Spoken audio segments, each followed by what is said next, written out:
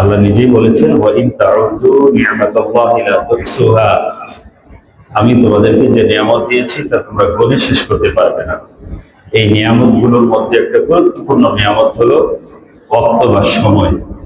আসলে আমাদের জীবনটা হলো কিছু সময়ের সমষ্টি, আমাদের হায়াত হলো কিছু দিনের সমষ্টি। আসলে একজন মানুষ বসবাস করে তার হায়াতের মধ্যে, তার জন্ম থেকে মৃত্যু পর্যন্ত একটা সময় আল্লাহ দিয়েছেন।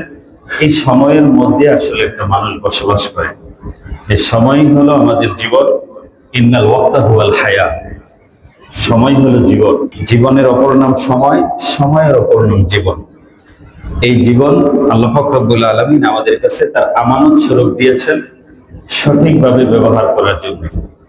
আল্লাহ পাক রব্বুল আলামিন প্রত্যেককে 24 ঘন্টা দিয়েছেন। এই দিন শেষে কেউ লাভবান, কেউ ক্ষতিগ্রস্ত, কেউ জিতে, কেউ হারে, কেউ লাভবান হয়, কেউ নিঃস্ব হয়। এই জন্য আল্লাহ পাক রব্বুল আলামিন কুরআনুল কারীমে সূরাতুল আসর সময় নামে একটা সূরা অবতীর্ণ করেছেন। আমি আপনাদের সামনে এই সময় নামক এই সূরাটি পড়েছি। এই সূরাটি কোরআন শরীফের ছোট্ট সূরা, অত্যন্ত গুরুত্বপূর্ণ সূরা। ইমাম শাফি রাহমাতুল্লাহ আলাইহি বলেন, যদি আল্লাহ পাক রব্বুল আলামিন পুরা কোরআন শরীফ নাজিল না করতেন, কোরআনের আর একটা আয়াত নাজিল না করতেন, শুধুমাত্র এই একটি সূরা যদি অবতীর্ণ হতো, এই একটি সূরাই মানুষের হেদায়েতের জন্য, মানুষের বুঝার জন্য, মানুষের সংশোধনের জন্য যথেষ্ট ছিল।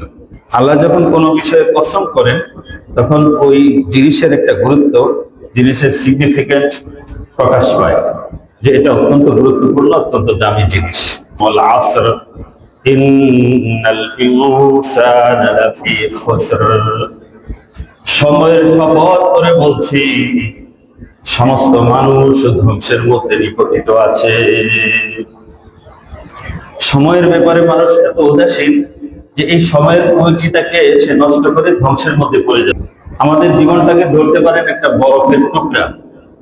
এই বরফ প্রতিনিয়ত গলে যাচ্ছে, প্রতিনিয়ত এখান থেকে গলে গলে নিঃশেষ হয়ে যাচ্ছে, ছোট হয়ে যাচ্ছে, একদিন গলতে গলতে শেষ হয়ে যাবে। জামানা বয়ে খালে রাখতা নেহি, গুজশতা জামানা ফেরাতা নেহি। जमाना बैक हाल रहता नहीं, गुज़श्ता ज़माना फेराता नहीं। জামানা সময় এক অবস্থায় স্থির থাকে না, এটা বহমান, নদীর পানির মতো বয়ে চলে যায়। Time and tide wait for no man, সময় এবং নদীর স্রোত কারোর জন্য অপেক্ষা করে না, বয়ে চলে যায়। জীবনের এই গুরুত্বপূর্ণ সোনালী দামি মুহূর্তগুলোকে ভালো কাজে ব্যয় না করে চূড়ান্ত ক্ষতিগ্রস্ত হয়ে যাচ্ছে, খুসরান মুবিন, সুস্পষ্ট ক্ষতিগ্রস্ত হয়ে যাচ্ছে।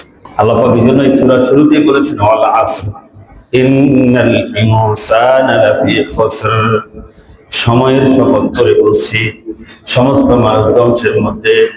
সময়ের ব্যাপারে মানুষ বড় উদাসীন, মানুষ ধ্বংসের মধ্যে আছে। ইল্লাল্লাযীনা আমানু ওয়া আমিলুস সালিহাত ওয়া তাওয়াসাউ বিল হাক্কি ওয়া তাওয়াসাউ বিস সাবর, চার শ্রেণীর মানুষ, তারা শুধু ধ্বংসের থেকে বেঁচে আছে। এক নম্বর, ইল্লাল্লাযীনা আমানু, যারা ঈমান এনেছে।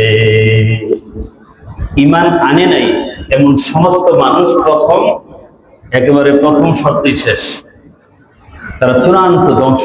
দ্বিতীয়, ঈমান আনার পরে ওয়ামিলুস সালিহাত, যারা সৎকর্ম করে। ঈমান আনলো, সৎকর্ম করে নাই, তারাও দ্বিতীয় স্টেপে এসে ধ্বংস থেকে বাঁচতে পারলো না। দ্বিতীয় নম্বর, যারা আমল করে তারাও ধ্বংস থেকে বেঁচে গেছে। তৃতীয় নম্বরে ওয়াতাওয়াসাউ বিল হাক্কি, যারা একে অপরকে সত্যের উপদেশ দেয়, ভালো জিনিস বলে, ভালো কথা বলে, ভালো কাজে উৎসাহিত করে, ভালো বিষয়ে এনকারেজ করে, সত্যের দাওয়াত দেয়, ভালো দিকে মানুষকে ডাকে, এই শ্রেণীর লোকরাও ধ্বংসের থেকে বেঁচে গেছে। চতুর্থ নম্বর, ওয়াতাওয়াসাউ বিস সাবর, যারা একে অপরকে ধৈর্য ধারণ করার উপদেশ দেয়। হাসান বসরি রাহমাতুল্লাহ আলাইহি বলেন, ইয়া ইবনা আদম ইন্নামা আনতা আইয়ামুন, ইয়া ইবনা আদম ইন্নামা আনতা আইয়ামুন ওয়া ইযা যাহাবা ইয়াউমুন যাহাবা বা'দুক। হে বনি আদম, তুমি তো, তোমার জীবনটা হলো কিছু দিনের সমষ্টি, কিছু দিনের সমষ্টি হলো তোমার জীবন। বা ইজা যাহাবা ইয়াউমুন, তোমার জীবন থেকে যখন একটি দিন চলে যায়, যাহাবা বা'যুক, তোমার একটা অংশ চলে গেল। তিরমিজি শরীফের 2416 নম্বর হাদিস। আব্দুল্লাহ ইবনে মাসউদ রাদিয়াল্লাহু তাআলা আনহু বলেন, লা তাযুলু কাদামা আবদিন ইয়াউমাল কিয়ামাতি হাত্তা ইউসআল আন খামসিন। বনি আদমের দুই পা এক কদম সামনে অগ্রসর হতে পারবে না কিয়ামতের দিন, যতক্ষণ পর্যন্ত সে 5টি প্রশ্নের উত্তর না দিবে। 5 প্রশ্নের উত্তর না দিয়ে কোনো মানুষ এক কদম সামনে অগ্রসর হতে পারবে না, তাকে জবাবদিহি করে সামনে যেতে হবে। আন উমরিহি ফীমা আফনাহু, তাকে প্রশ্ন করা হবে তার হায়াত সম্পর্কে, জীবন সম্পর্কে। ফীমা আফনাহু, তুমি তোমার এই জীবনকে কোন কাজে ব্যয় করেছো? তোমাকে যে হায়াত দিয়েছিলাম, হায়াত নামক একটি আমানত, একটি নিয়ামত তোমার কাছে আমি দিয়েছিলাম, সেই নিয়ামতের সঠিক ব্যবহার কতটুকু করেছো? সেই সঠিক ব্যবহার করে এই জীবনকে কতটুকু তুমি কাজে লাগিয়েছো, এর জবাব দাও। এই জবাব না দিয়ে সে যেতে পারবে না। কারণ এই জীবনটা আমরা আল্লাহর সাথে একটা লেনদেনের মাধ্যমে আমরা সওদা করেছি। আমরা আল্লাহকে হায়াত, আমাদের এই জীবন দিয়েছি, আমাদের সম্পদ দিয়েছি, আল্লাহ বিনিময়ে জান্নাত দিয়েছেন। কোরআনুল কারীম আল্লাহ বলেছেন, ইন্নাল্লাহা আশতারা, আল্লাহ কিনে নিয়েছেন, মিনাল মুমিনিন, মুমিনদের থেকে, আনফুসাহুম ওয়া আমওয়ালাহুম বিআন্না লাহুমুল জান্নাহ, তাদের এই জীবনকে, তাদের সম্পদকে জান্নাতের বিনিময়ে। আল্লাহর সাথে আমাদের লেনদেন হয়েছে, তিনি আমাদের জান্নাত দিবেন, আমরা আমাদের এই জীবন ও সম্পদ আল্লাহর ইচ্ছা অনুযায়ী বিলীন করব।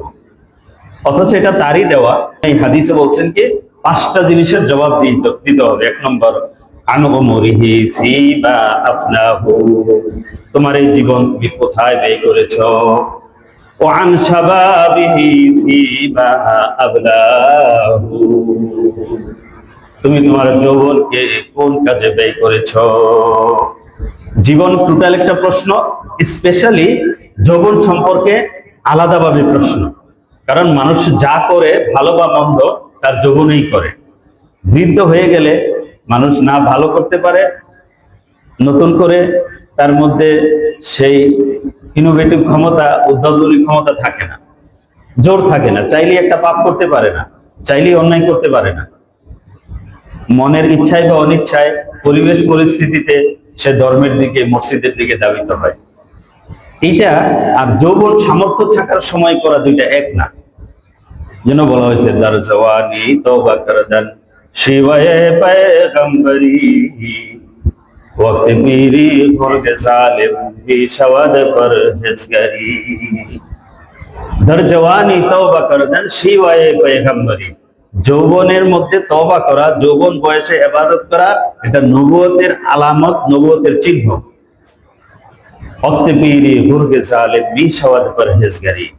আর বৃদ্ধ হয়ে গেলে একটা বনের হিংস্র অত্যাচারী বাঘটাও সে সময় বুজুর্গ হয়ে যায়। ইংরেজিতে একটা কথা আছে, young is the dangerous part of life. জীবনের বিপজ্জনক সময় হলো যৌবন। এই সময়ে মানুষ ভালো করে অনেক ভালো অর্জন করতে পারে, এই সময়ে পাপ করে, খারাপ করে নিজের জীবনটাকে শেষ করে দিতে পারে। অনেক ব্রিলিয়ান্ট ছাত্র, অনেক মেধাবী ছাত্র, একেবারে A+ পাওয়া, সারা বাংলাদেশে 1 নাম্বার 2 নাম্বার সিরিয়াল পাওয়া মানুষ, কোনো না কোনো গোপন কারণে তার জীবন ধ্বংস হয়ে গেছে। এটা আমরা আমাদের জীবনের অভিজ্ঞতায় দেখেছি।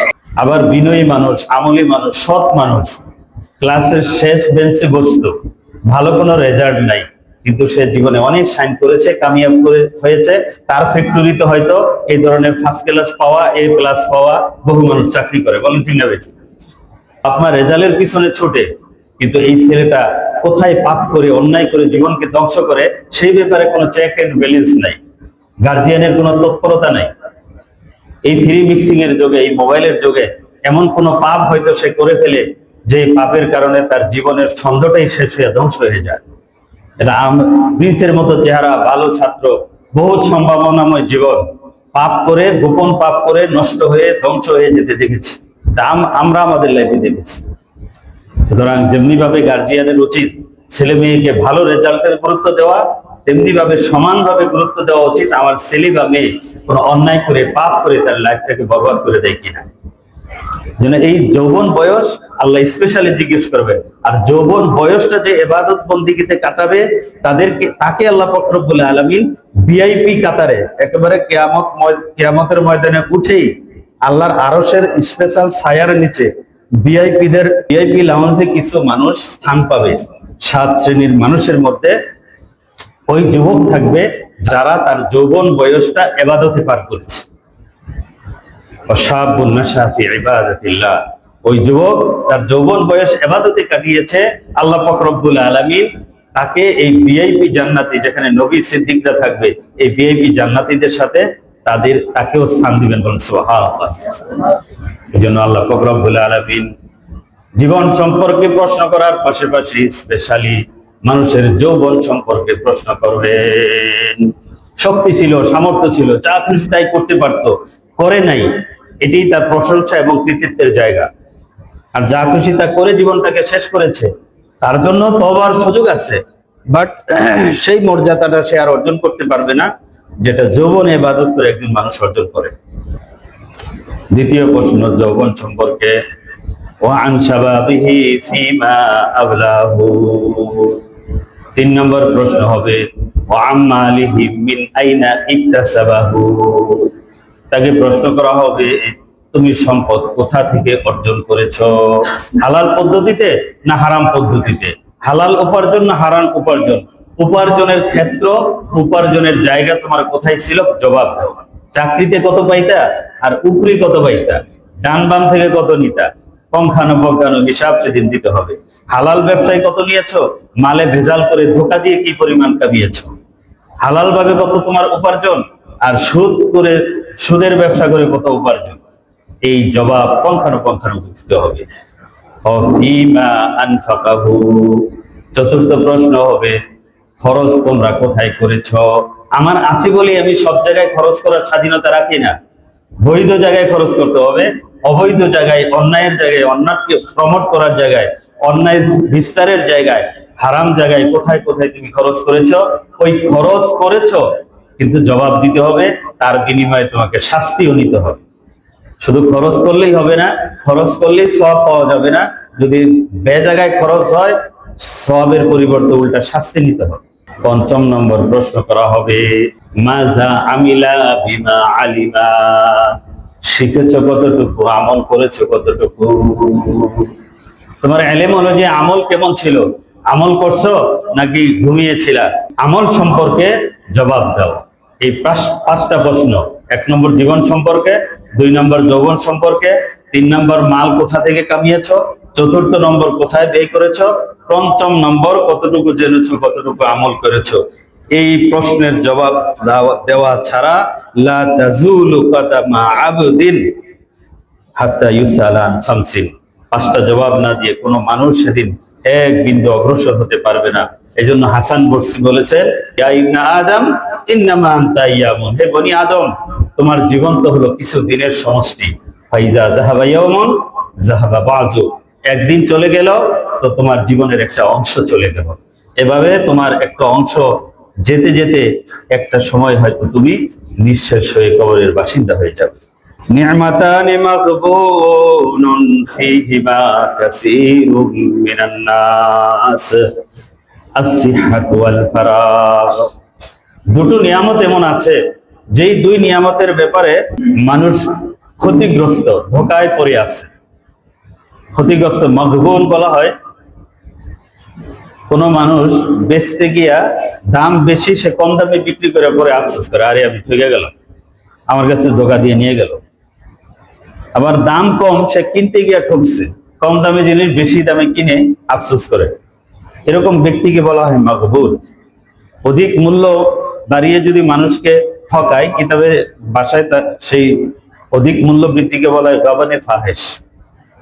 এরকম ব্যক্তি যারা 2টি বিষয়ে মাগবুন, ক্ষতিগ্রস্ত হয়, পরে আফসোস করে, আগে আফসোস করে না। সেই 2 জিনিস হলো আসিহাতু ওয়াল ফারাগ, সুস্থতার নিয়ামত, অবসরের নিয়ামত। এখন সুস্থ আছে, অসুস্থ হয়ে যাওয়ার পরে আফসোস করে, হায় এখন তো মন চায় রাত্রের বেলা উঠে তাহাজ্জুদ পড়বে, এখন আর পড়তে পারে না। মনে চায় রোজা রাখবে, এখন আর রাখতে পারে না। মনে চায় মসজিদে জামাতে গিয়ে নামাজ পড়বে, এখন আর রাখতে পারে না। মনে চায় মাটিতে কপালটা রেখে আল্লাহর দরবারে সেজদা দিবে, এখন আর দিতে পারে না। কিন্তু যখন সে ভালো ছিল, তখন ওই ভালো থাকার সময়টা কাজে লাগাই নাই। এখন যে আফসোস করে, হায় আমরা তো ঠকে গেলাম, ওই সময়টা তো কাজে লাগালাম না। মানুষ গল্প গুজব করে, ফেসবুকে দেখে, ইউটিউব দেখে, ফানি ভিডিও দেখে, গেম খেলে, গল্প করে কত সময় নষ্ট করে। কি দামি সময়গুলো মানুষ অবহেলায় কাটায়। তা ইন্না সিহাতা ইয়াকুবুহা সাকাম, কেননা তার এই সুস্থতার পরেই আসতেছে তার অসুস্থতা। বা ইন্না সিহাতা ইয়াকুবুহা সাকাম ওয়া ইন্নাল ফারাগ ইয়াকুবুহু শুগল, আর এই অবসরের পরে তার আসতেছে সকল ব্যস্ততা। হাম্মাদ ইবনে সালামা একজন বুজুর্গ ছিলেন, বহুত বড় আলেম, বহুত বড় মুহাদ্দিস, অনেক কিতাব লিখেছেন। ওনার সম্পর্কে বহু উলামায়ে কেরাম মন্তব্য করেছেন যে আমরা ওনাকে জীবনে একেবারে মুখ খুলে অট্ট হাসি দিতে দেখিনি। দেখেছি চার অবস্থায়, হয় তিনি নামাজে আছেন, নাইলে জিকিরে আছেন, নাইলে কিতাব মোতালা আছেন, নাইলে পড়াইতেছেন। এই অবস্থা ছাড়া দেখিনি। শেষ পর্যন্ত ওনার মৃত্যু হয়েছে সেজদা অবস্থায় মৃত্যু হয়েছে। সুবহানাল্লাহ। শাফি রহমাতুল্লাহ বলেন, আল ওয়াক্তু কাস-সাইফ, সময় হলো তরবারির মতো। ইল্লাম তাকতাহু কাতাআকা, তুমি যদি সময়কে না কাটো, সময় তোমাকে কেটে ফেলবে। অর্থাৎ সময়কে তুমি যদি ব্যবহার না করো, কাজে না লাগাও, এই সময় তোমাকে জীবনকে এভাবে ধ্বংস করবে, তুমি তখন শেষ হয়ে যাবে। এই সময়ের তরবারি দিয়ে তুমি কেটে ধ্বংস হয়ে যাবে, তোমার অস্তিত্ব তুমি হারিয়ে ফেলবে। মুআয ইবনে জাবাল রাদিয়াল্লাহু তাআলা বলেন যে লাইসা ইয়াতাহাসসারু আহলুল জান্নাতি আলা শাইইন, জান্নাতীরা জান্নাতি কোনো বিষয় সম্পর্কে কোনো আফসোস করবে না। কারণ জান্নাত এমন একটা জিনিস, আল্লাহ বলছেন আ'আদাতু লিইবাদিয়াস সালিহিন মা লা আইনুন রাআত ওয়ালা উযুনুন সামিআত ওয়ালা খাতারা আলা কলবি বাশার। আমি এমন সুখ, এমন আনন্দ, এমন বিলাসিতার জায়গা, এমন সুখ ও আনন্দের জায়গা আমি তৈরি করেছি, দুনিয়ার কোনো মানুষ এটা চোখেও দেখে নাই, কানেও শুনে নাই, অন্তরে চিন্তাও করতে পারবে না যে কি পরিমাণ সুখ আর বিলাসিতার সামগ্রী সেখানে আমি প্রস্তুত রেখেছি আমার নেক বান্দাদের জন্য। জান্নাতেও জান্নাতীদের একটা আফসোস থাকবে, লা ইয়াতাহাসসারু আহলুল জান্নাতি আলা শাইইন ইল্লা আলা সাআতিন মাররাত বিহিম লাম ইয়াযকুরুল্লাহ বিহা লাম ইয়াযকুরুল্লাহ ফিহা। আল্লাহ জিকির করে নাই যে সময়গুলো, ওই সময়গুলোর জন্য জান্নাতে বৈশাও জান্নাতীর আফসোস করবে। এই আফসোস তার জীবনেও শেষ হবে না। কেন শেষ হবে না জানেন? কারণ যখন দেখবে একজনের একটা নেক বেশি আছে তার চেয়ে, তার পজিশনটা এত উপরে, এত উপরে, হাদিসে আছে যে তোমার থেকে একটা নেক যার বেশি, তার স্ট্যাটাস, তার পজিশন এত উপরে থাকবে যে তুমি ওইটা দেখতে এভাবে ঘাড় ওচা করে দেখতে হবে। ওই যে আকাশে 7টা নক্ষত্র একসাথে ওঠে না, 7 তারা, 7 তারা মাঝখানে থাকে, এটা দেখতে করে ঘাড় ওচা করতে হয়, টুপি পরে যায়। এই ঘাড় উঁচা করে টুপি পরে যায়, যেভাবে দেখতে হয়, একটা নেক যার বেশি, তার পজিশন এত উঁচায়, এত উপরে থাকবে, এত ডিফারেন্সে থাকবে। সুবহানাল্লাহ। তখন আফসোস করবে, হায় কত সময় নষ্ট করছি, ওই সময় যদি আরেকবার সুবহানাল্লাহ বলতাম তখন তো আমার পজিশন আরো উপরে হইত।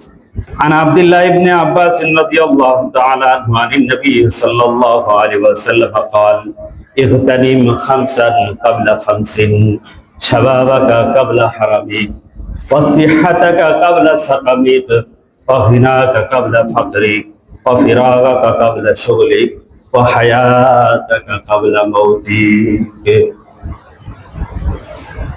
হুজুর সাহেব বলেন যে তোমার জীবনে 5টা জিনিস আসার আগে 5 জিনিসের কদর করো।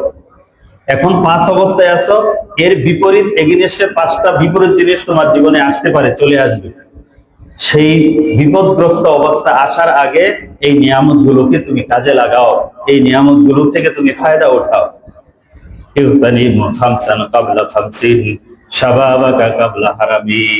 ব্যাখ্যা করার সময় হবে না, অর্থ বলে শেষ করে দেই। শাবাবাকা কাবলা হারামি, 1 নম্বর তোমার যৌবনকে কাজে লাগাও তুমি বৃদ্ধ হয়ে যাবার আগে। 2 নম্বর সিহাতাকা কাবলা সাকামি, তোমার সুস্থতাকে কাজে লাগাও, তুমি অসুস্থ হয়ে যাওয়ার আগে। হিনাকা কাবলা ফাকরিক, তুমি তোমার ধনাঢ্যতাকে, সম্পদ আছে কাজে লাগাও, হজ করো, তোমার ফরজ কাজগুলো আদায় করে ফেলো। কাবলা ফাকরিক, একদিন দরিদ্র হয়ে যেতে পারো সেই সময় আসার আগে।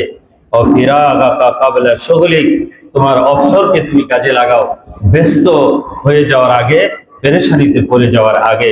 ও হায়াতাকা কাবলা মৌতিক, তুমি তোমার হায়াতকে কাজে লাগাও মৃত্যু এসে যাওয়ার আগে। এই মুফতি শফি রহমতুল্লাহ আলাইহির এক লেখার মধ্যে পড়ছে, ওই যে বাথরুমে যে সময়টা নষ্ট, এটার জন্য আমার বড় আফসোস হয়।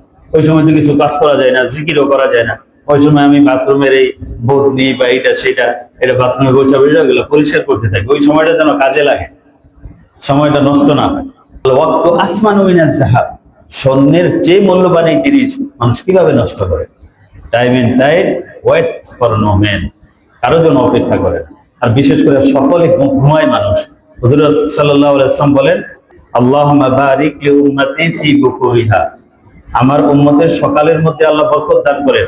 আল্লাহ পাক রব্বুল আলামিন সকালের মধ্যে বরকত দান করছেন। মানুষ সকালে ঘুমাই থাকে, সূর্য ওঠার সময় সলফরা ঘুমাইতেন না।